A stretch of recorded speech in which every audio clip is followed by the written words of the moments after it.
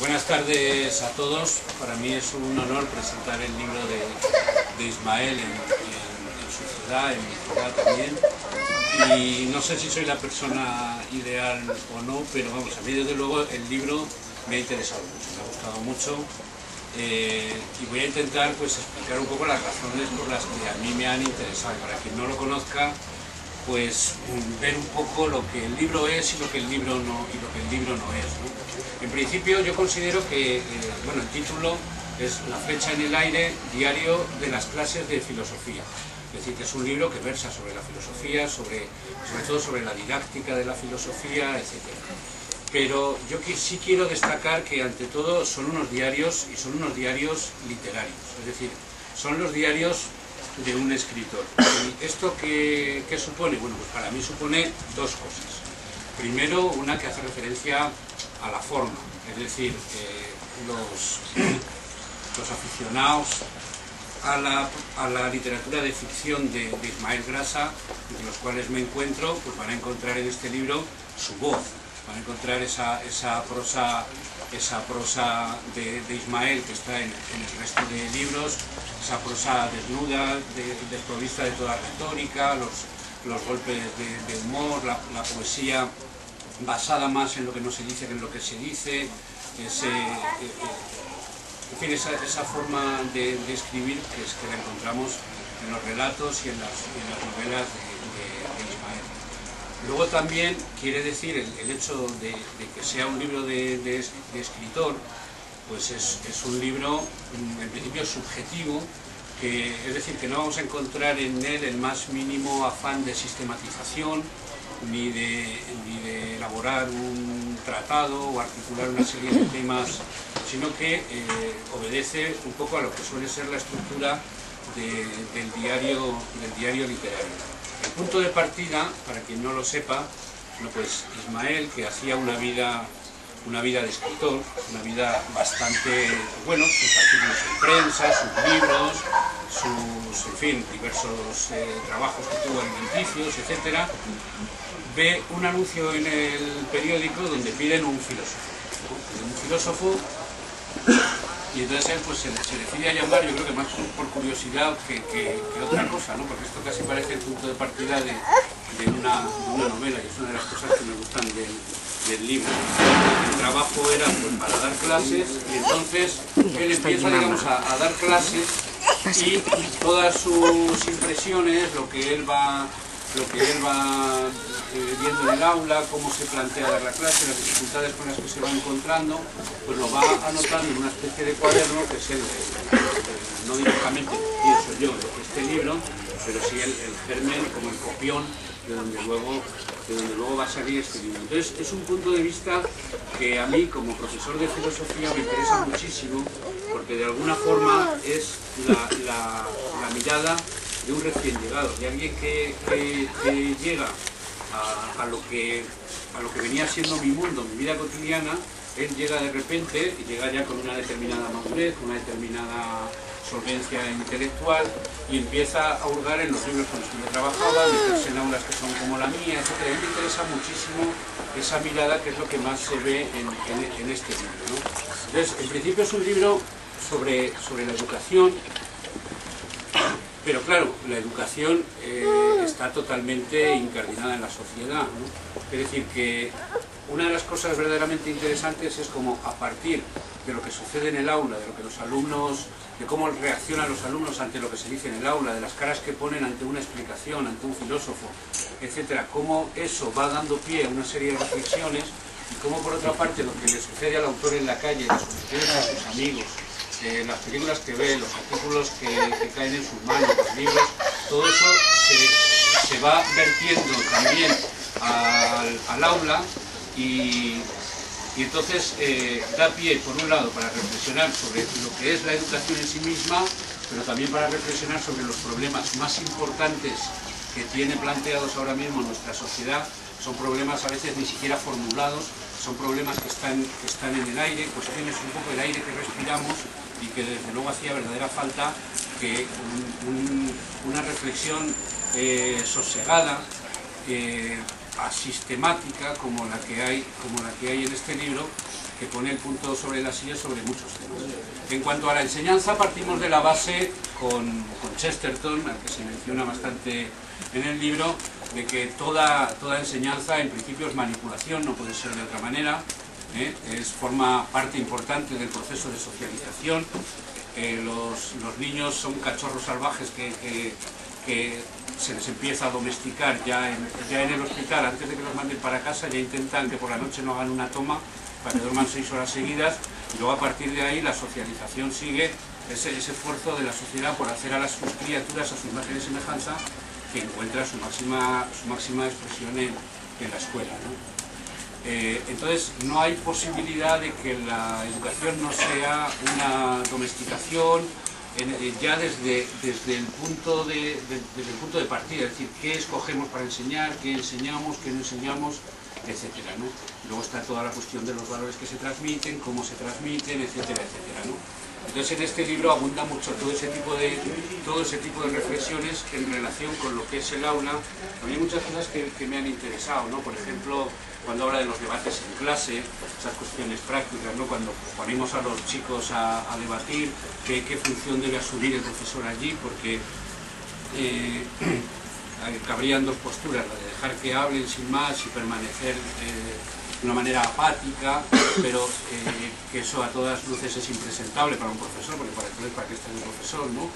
Y la otra posibilidad que sería, como al final de la clase, cuando quedan 5 minutos, decir tu opinión, pues señalar con quién estás, con quién no estás, quién ha ganado el debate, etcétera, etcétera, como dar la solución de un crucigrama que está al revés en la página, que la dices tú al final. Y todos esos problemas prácticos que hemos visto todos, los libros de texto, cómo va asistiendo él a los cambios en los libros de texto, cómo él es profesor de filosofía y de repente un año se da cuenta que en el libro de texto no pone filosofía, ya pone filosofía y ciudadanía, ¿no? Toda la sospecha que se desata a partir de ver la filosofía siempre acompañada de otra palabra. Parece que ahí hay como una trampa, es decir, ya no se trata de un libre pensar, sino que se trata de un pensamiento que tiene una finalidad, que sabemos ya a dónde vamos a ir a parar.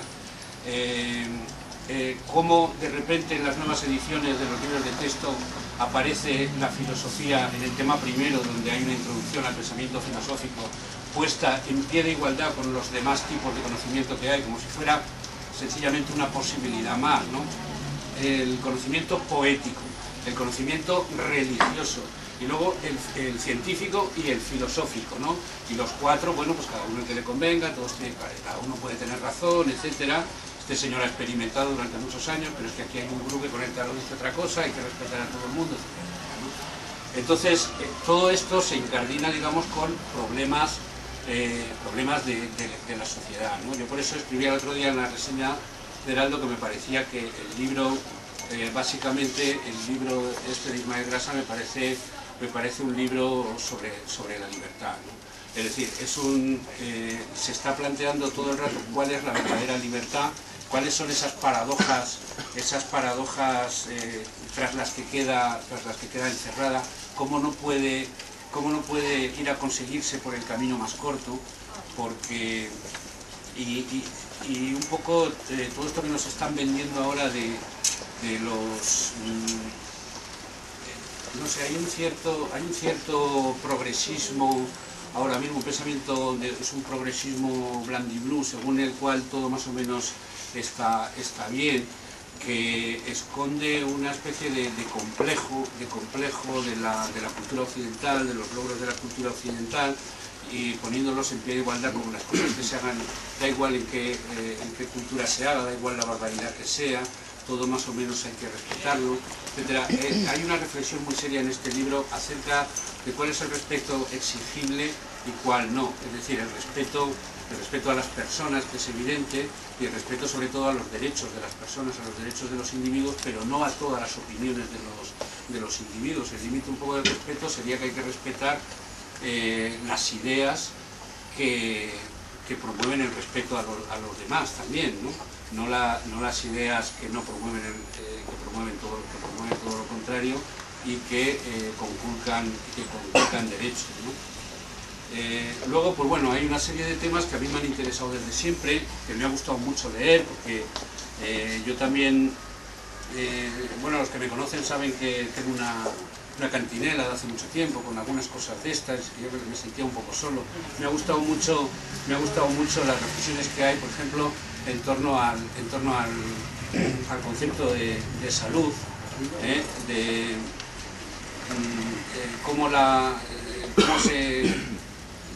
cómo se concibe casi la salud como una finalidad, como una especie de finalidad a la sociedad, en vez de considerarla como un instrumento para la vida y para la libertad, y que cada uno la debe manejar a su manera. Me ha gustado mucho las reflexiones que hay en torno a la ecología, cómo la ecología o determinado pensamiento ecológico esconde, yo no sé si advertida o inadvertidamente, pero presupone la existencia de un orden natural con O y con N mayúsculas. Esa reflexión me parece muy certera y muy interesante. Me ha gustado mucho también las reflexiones que hay en torno a la libertad religiosa, el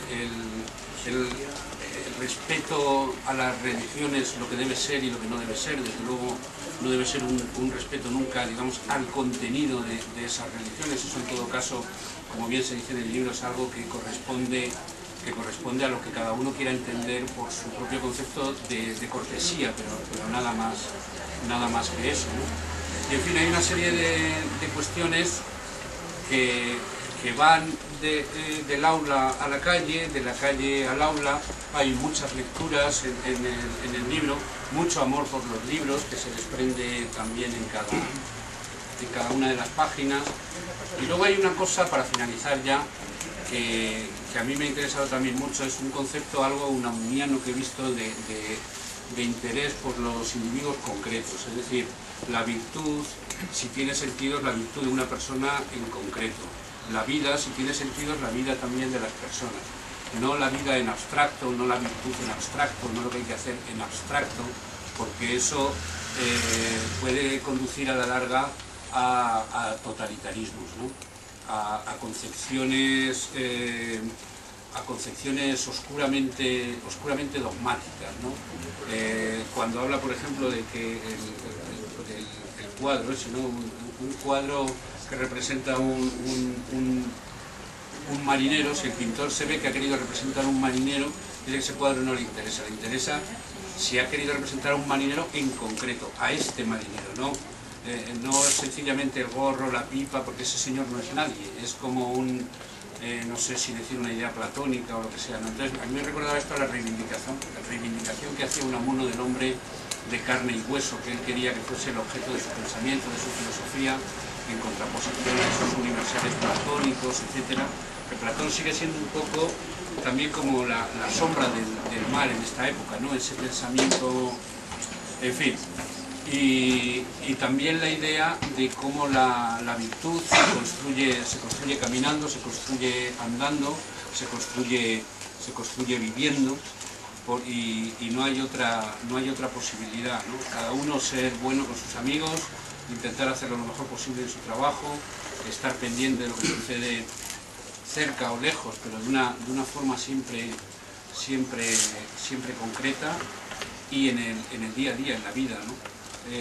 Está también en el libro la idea de esas luces que llevaban antes las bicicletas de dinamo, que la luz va encendida siempre y cuando vamos pedaleando. En el momento que dejamos de pedalear, la luz se apaga, ¿no? O también en el propio título del libro, la flecha en el aire, que está claro que caeríamos a tierra si la flecha dejase, en el momento que la flecha deja de avanzar. Yo no sé si de caso luego discutimos un poco más, pero yo en principio esto es lo que tenía que decir.